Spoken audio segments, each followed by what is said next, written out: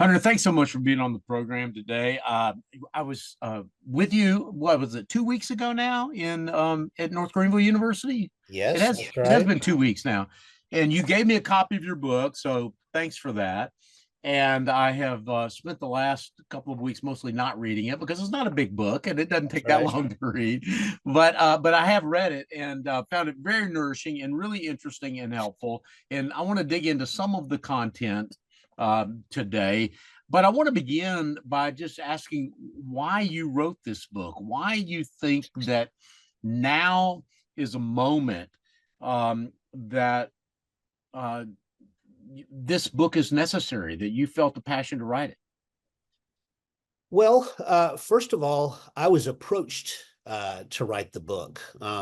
There's a Baptist organization in South Carolina who is also a publisher, and they had seen a number of things that I had written about Christian nationalism, and they said, we really think that we need a book about this before the next Southern Baptist Convention, and we really think that you're the guy to do it. And so that was great for me. I mean, for people who understand the publishing world, uh, some of us are good at writing books, and some of us are good at pitching books. I don't like pitching books. I like to write books. And so when they said, hey, write a book, I was thrilled to do it. Uh, but I will say that it's just, this Christian nationalism thing has kind of emerged.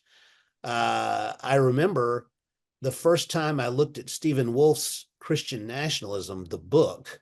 Uh, Let me I let me just interrupt. That Yeah, book is the case for Christian nationalism. It became a bestseller and it really went around a few years ago. Yeah, and I think it's still selling. Yeah, yeah. and so I was actually carrying that book. I think I was going to review it for somebody, and I was carrying that book through the airports going to Washington D.C. Right. Honestly, I felt like I was carrying pornography. I've Right. Well, you towards the end of this book, you mentioned that anecdote okay. about because you compare that book, and I want to come to this because I've had Paul Miller on this podcast before, but I haven't had Stephen Wolf on. I'd love to have Stephen Wolf on if he would be willing to come. But you compare Paul Miller's book that we'll get to in a minute and Stephen Wolf's book, and you tell that anecdote. You said it's like you felt like you were carrying contraband or something like that. That's right. That's right. You feel like people who are looking at you reading that book, they're looking at the cover of it and having all kinds of thoughts about you Right. on that basis. But so I read the book. I was summoned to a special kind of evening conference at Southern Baptist Theological Seminary, which is the flagship for us. And we did an evening conference, me and Andrew Walker and Stephen Wellham and some others in front of a nice audience, and basically all taking what I would say would be kind of the classic Baptist view over against Christian nationalism. But it's obvious that there was a lot of interest. And in my teaching, I had a lot of young men in my teaching who were talking about it, interested in it, and I have seen it grow, and I thought when I had the opportunity to write this book that I should do it because um, I'm not hostile to Christian nationalism. I don't take kind of the most negative view of those guys, and they tend to appreciate that. Um, but I do think that the more Baptistic view is worth preserving.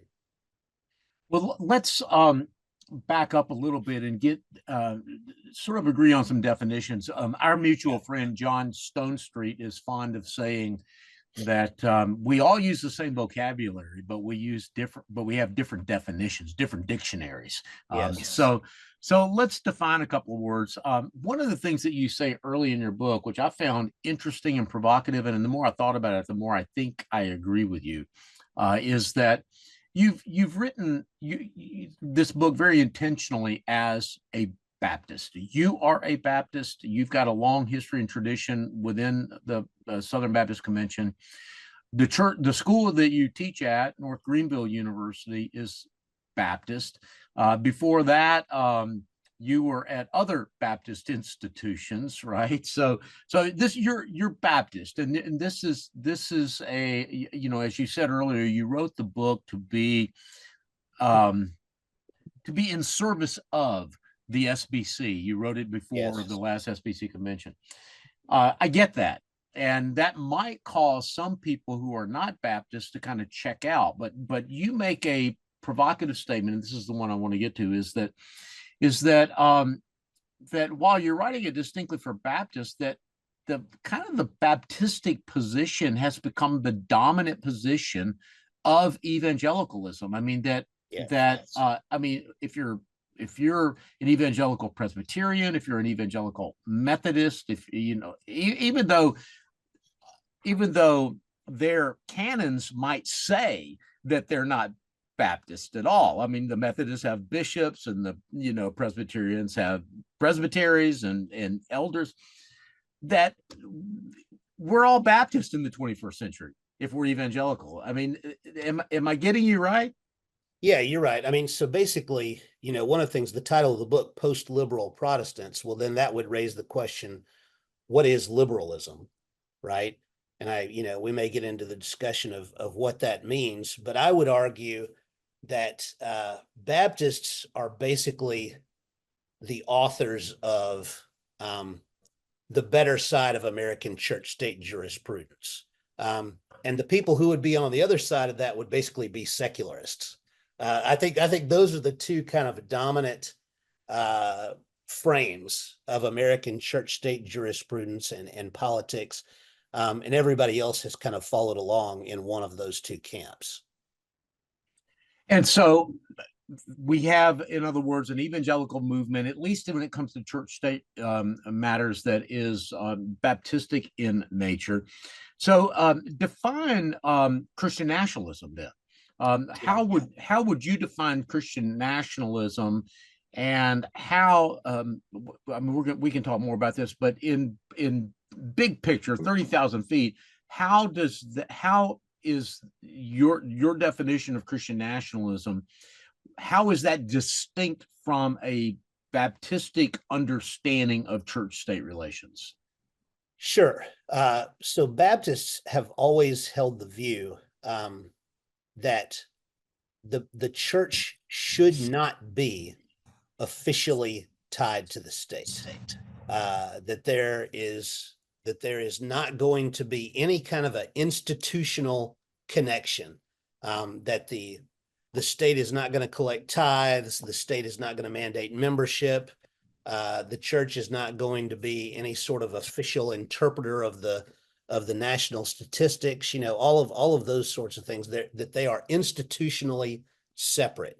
Whereas, if we go back, into that sort of post-Reformation period, and certainly we could get even more during the period when the Catholic Church is dominant, there is very definitely a tie, right? The church and the state are connected, and frequently fighting over who does what and who has preeminence.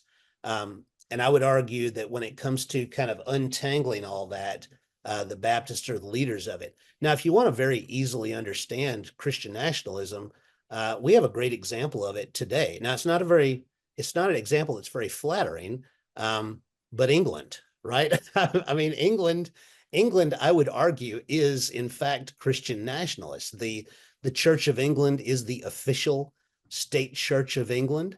When you have royals getting married, the person officiating that ceremony is going to be the Archbishop of Canterbury. If you go to St. Paul's Cathedral, in many ways you could argue it is sort of a celebration of English Christian nationalism, um, and the result of it is maybe not surprising. It is a church that is actually not very vital and not very influential.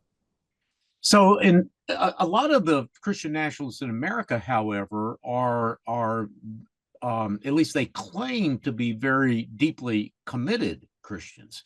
Yes. So it sounds like what you're saying is that there's an old joke that I'm not sure, Hunter, how theologically sound this joke is, but I'm going to just lay it out here.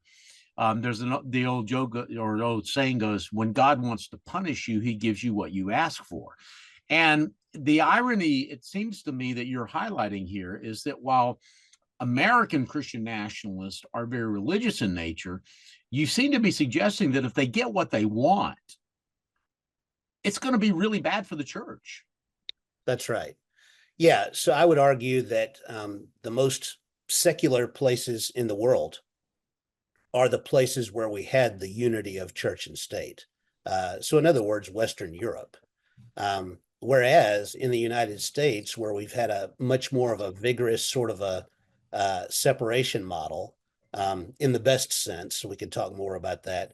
The church is far more vital here and far more influential than it is there. I think that the reason that there is this desire to kind of revisit this Christian nationalism is that younger men, they look at what has been happening in American Christianity, particularly over the past quarter century, and they have a sort of Flight 93 Trump sort of a reaction to it. They say, look, you guys are just losing and you're losing and you're losing. Um, you're the Washington Generals against the Harlem Globetrotters, and you're satisfied with the pathetic lot that you sort of occupy in our society, but you're just marginalized. And it's time to stop being happy about that and to be far more ambitious, Right. which would be to kind of go back in that older direction. Yeah, a couple of years ago, more than a couple of years ago, when I guess when a lot of publishers and church groups and others were celebrating John Calvin's 500th birthday, I wrote an essay on John Calvin for P&R Publishing that was doing a whole series, a commemorative series, and I wrote one essay for one of the books on Calvin and the vocations. And I wrote an essay called Calvin as Journalist. So I did kind of a deep dive into Calvin at that time. And in Geneva, in Calvin's era, I mean, basically the church was the civil government in Geneva. The elders of the church, including Calvin himself, would basically hold court and would mete out punishment, fines, and even imprisonment. And and of course Calvin today, among many, including many Southern Baptists, is considered a hero. I mean, and I think that we do kind of forget, just in some ways, what a departure the Baptistic understanding of church-state relations was, even from the Reformation of the 16th century. That's right. Yeah, I mean the Baptists, and there are other churches that would kind of have this same sort of view. They would see themselves as trying to go back to a more authentic early Christianity. Before the church becomes super tied up with the state, as with the first Christian emperors, that sort of thing. All I know, and I'm speaking less as a theologian and more as sort of a political thinker, is that there are certain things where I think we can kind of say we've run the experiment. Yeah, I would say that about communism in the 20th century, or 20th century fascism. We've run the experiment. We've seen sort of the bitter fruit of that, and I think that we've kind of seen what Christian nationalism does, and that it's better to have the sort of the free church and the free state. Yeah. Yeah, we've tried a whole lot of things in history, and they have failed, and yet we, for some reason, keep trying them again. I want to talk about, since we're still kind of talking about definitions of words, Christian nationalism and a Baptistic what does it mean to be Baptist in your understanding of church and state. I want to talk a little bit about the word liberalism as well, because Yeah. and you talk about this in the book, and some of this is some of what we're going to say may be really basic and elementary to some of our listeners, but maybe not to others. You don't talk about liberalism in sort of a left right point of view. You are talking about classical liberalism, liberal, maybe even derived from the root of the word liberty or liberalis. And so say more about what you mean by liberalism, because the title of your book is Post-Liberal Protestants, Baptists between Obergefell and Christian nationalism. So I think it's important to define that word.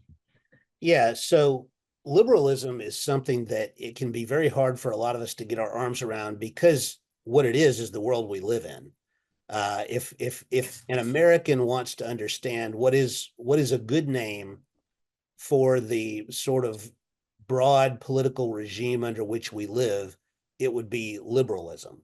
And you're exactly right to point to the word liberty. It is a system in which there is limitations upon the government. People have certain rights like voting and speaking and free exercise of religion.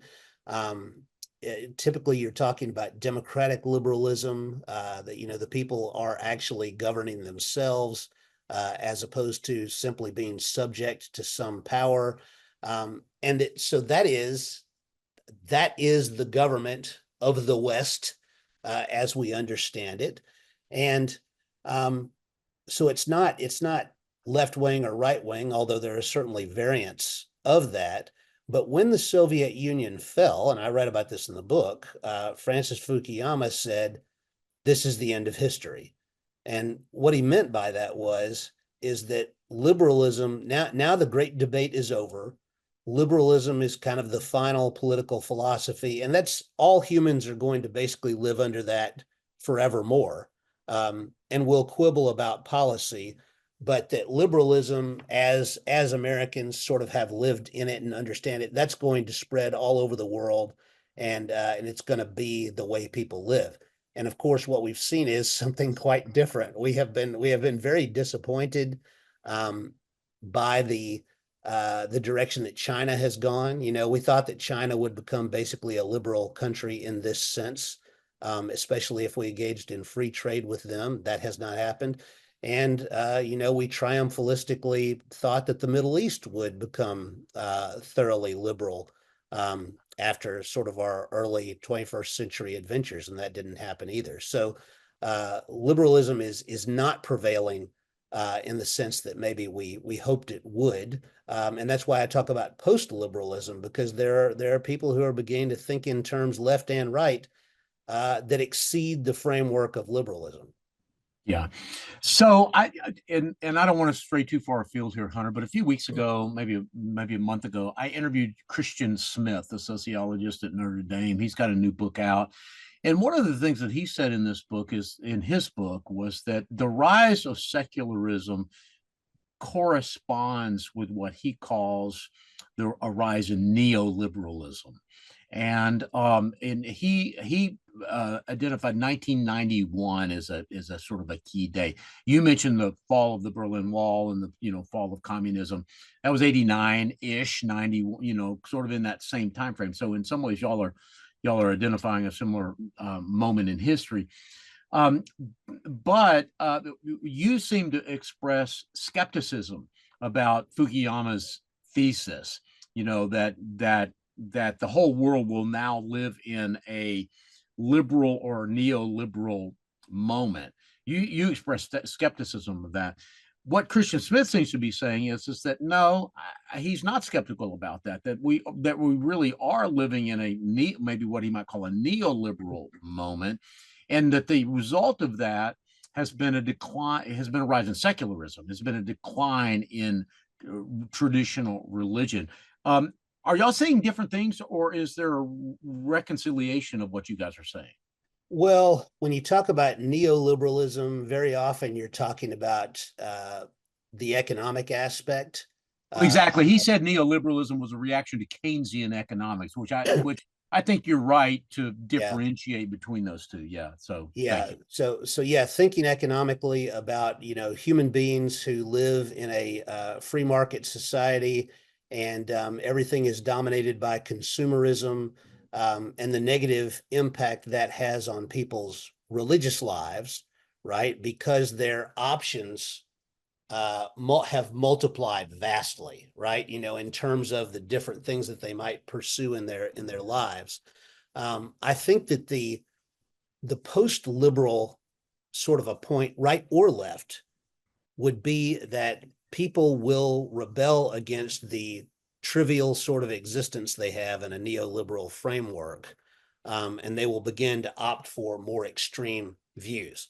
So, just as an easy example, you have this socialist Mom Donnie winning the Democratic primary for New York City mayor. That is one of these sort of post-liberal kind of a reactions. Yeah, yeah. Well, Hunter, we're not going to be able to talk about every idea in your book, but I do appreciate you sort of unpacking some of these definitional things, and I want to kind of pivot, leave out a lot, but pivot to a place where you kind of get to in the book, and that is a comparison between Paul Miller's book, The Religion of American Greatness, and Stephen Wolfe's book, The Case for Christian Nationalism. Those two books have come out within the last few years. I would have to say that Stephen Wolfe's book, as you've already alluded to, was much more successful, I think, financially in terms of sales, and probably. But I found Paul Miller's book to be really interesting and nourishing in a lot of ways as well. Can you sort of skip to the penultimate chapter of your book and talk about those two books in comparison, one with the other? What are the virtues and the liabilities of each of those two books? Well, so I think that I think that Stephen Wolfe's book, first of all, it's fascinating. I have to give him credit for being courageous. I can remember talking with him way before the book ever came out, and he's a young academic, and I encouraged him, maybe in a not admirable way. I said, if I were you, I'd hold my fire until I had tenure somewhere, and then I maybe come out with what I really think. But he came out guns blazing right away. And what I would say about his book is that it is not really a practical proposal. I think that he is in the genre of trying to get people to think about certain things. He's trying to open the door to the consideration of certain possibilities. Um, and in that sense, it's very interesting. And the book kind of breaks up into different pieces. And I didn't really mention this. A lot of people have. You get to that last third of the book, and there's some, in my mind, not helpful, bloggish sort of stuff. He's talking about the gynocracy and things like that, and it doesn't really match with the first half or more of the book, where he's very seriously considering sort of these 17th and 18th century views of church and state. But the book is a serious book. It's an interesting book. And it's provocative, and in that sense, I'm very grateful for it, because I like to talk about this stuff, and I think it's good for people to think through these things. Paul Miller, I think, is writing a book in defense of liberalism, and Paul is absolutely a champion of liberalism, right? In fact, he is so much of a champion of liberalism that he does not even think that Christianity is that important to liberalism. One of the big arguments that Paul and I have is that, and I'm lucky I'll get the last word since I'm here today, is that Paul feels like Christianity is not all that important to the formation of liberalism. He views liberalism, constitutional democracy, as kind of an app that anybody can develop.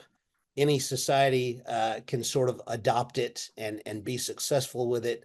And my rejoinder to Paul, which I've said to Paul before, is, well, we saw how that worked in the Middle East, and we see how that's working in China. It is not at all obvious that anybody can just adopt the app, or that they want to. I sort of agree with E.F. Schumacher, who, when he talked about things like bringing a modern economy or modern technology to underdeveloped countries, he said, you can't just transfer this stuff. It's actually like an iceberg, where 9/10 under the surface is sort of the cultural and religious stuff that accompanies these kind of things. And if you don't have that, it's not nearly so simple. And so I think that. Yeah, well, but I first of all, I hear you loud and clear on that, and I'm a big fan of E.F. Schumacher's book "Small is Beautiful," which you cite in your book, and so I'm with you on that. On the other hand, my daughter lived in Spain for a couple of years and taught in the public schools in Spain, and they were having some trouble with funding some programs in this school that she was teaching at. And so at a teachers meeting one day, the brash American speaks up and says, well, why don't we do a fundraiser? Why don't we do a bake sale? And why don't we, do these, have a fair, that sells, we sell tickets and we give people, petting zoo or whatever, just stuff that we would do here in the United States. We're Boy Scouts, we sell popcorn. If we're Girl Scouts, we sell cookies, right? We lemonade stands, whatever. That and what my daughter discovered was that they looked at her sort of like she was an alien. The idea that that these mediating institutions of civil society, what Alexis de Tocqueville spoke of when he talked about America being a nation of joiners and a nation of problem solvers, um, just seemed really foreign to Spain. I say all of that, Hunter, though, to make this point. Spain is at least ostensibly a Christian country. I mean, it's a Catholic country, but it is a Christian country. But they had not developed the institutions of civil society in Spain to allow them to embrace what my daughter was suggesting there. So, all of that to come back to Paul Miller and ask you. I'm not trying to speak for Paul Miller, but I am saying is surely the institutions of civil society that we have in the United States are rose out of family and church, right? Family and church is where I think most Americans historically learned leadership. They learned that boys learned how to be men, girls learned how to be women. Big brothers learned how to lead their younger siblings in large families, which translated into community. So I guess what I'm saying is that religion was essential for the development of civil society here in the United States, but other countries that were religious and even distinctively Christian did not develop those institutions of civil society. So is that maybe not possibly one argument for Paul Miller's um, case that religion is not the essential element in the development of a liberal democracy, but institutions of civil society are the essential ingredient? Yeah, I would argue that what we're talking about here is differences in types of liberal countries. Spain, no matter how you slice it, is still a country that is operating within liberalism. Spain's, sort of the the rights and privileges of citizens, these are all sort of fruits of liberalism, which in my mind emerge sort of ultimately from Christianity. So I Right. would not see Spain as a counter case. I would see the United States as a nation under the framework of liberalism that is much more of a free nation, much more spontaneous. And yes, as soon as you started talking about that, I thought about Tocqueville, right? I mean, that is exactly what Tocqueville identifies. Um, is that the type of nation that develops is far more one where people do things for themselves. Whereas in Europe, I think Tocqueville would have said this about kind of all the European nations, that they kind of wait for some official person to do something. Yeah. But Yeah. all these countries, I would say, are still all liberal countries. Yeah. Well, no, that makes sense. Listen, Hunter, we've got to bring this conversation to a close, but let me try to sum up what I think I've got out of your book and what I got out of this conversation. You can tell me where I got it wrong, or you can emphasize, where I got it right. What you seem to be saying here is that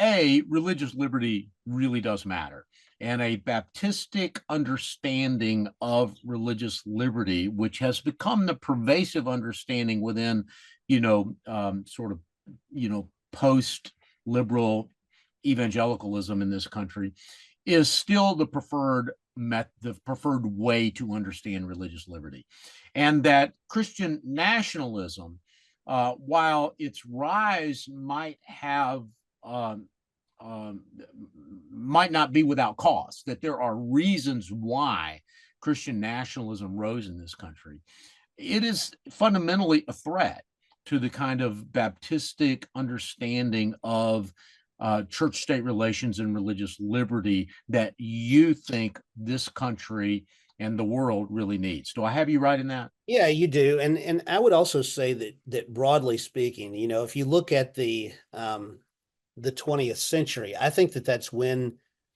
there begins to be much more agreement about religious liberty. And I think that part of the reason for that is that it becomes clear, especially in a more advanced technological world, how threatening the state can be and how dangerous the state can be. Even if you're not a religious person, religious liberty is important because it sort of represents inherently the idea that the state is limited in terms of what it can do, and that it does not own individuals, and it can't interfere with their quest to know who God is, to worship God, those sorts of things. And you see in the 20th century, even the Catholic Church, that was really opposed to this idea for a long time. Ideas like religious liberty would have been called the heresy of Americanism by the Catholic Church. They come to realize, no, this is actually very important in resisting totalitarianism, fascism, communism. And so, I think that this is something that we have learned both as the church and as human beings, and that we need to continue in this vein. Well, Hunter Baker, thank you so much for being on the program today. Like I say, I find our friendship nourishing. Thank you for that. I find this book nourishing as well. So, to all of our listeners, I'm going to just say, go get Paul Miller's book, The Religion of American Greatness. Go get Stephen Wolf's book, The Case for Christian Nationalism. But first, go get Hunter Baker's book, Postliberal Protestants, Baptists Between Obergefell and Christian Nationalism. And that will give you, I think, a great context for reading those other two books as well. So, Hunter, God bless. Thanks. I hope our trails cross again Thank soon. you. Appreciate it.